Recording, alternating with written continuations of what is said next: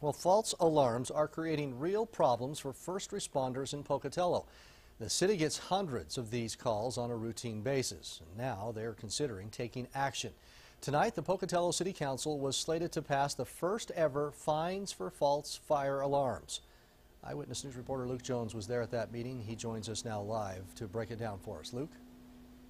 Well, Todd, that vote tonight was postponed until August, but here's what they're thinking about. No fines for the first 3 offenses, but on the 4th, $150 and $300 for every offense after that. Now, if passed, this would all take effect next year.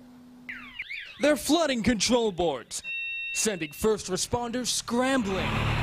But they're not always real emergencies. 99.9% of the false alarms are false alarms. The Pocatello Fire Department says it's already responded to 185 false calls just this year.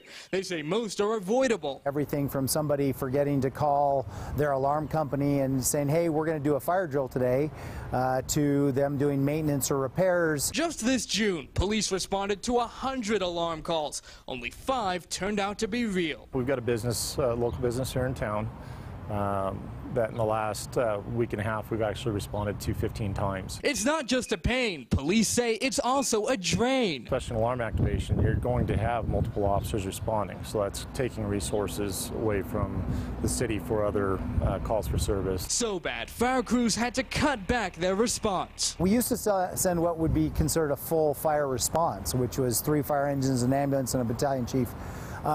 Because of the high volume of it, we really had to tone that down.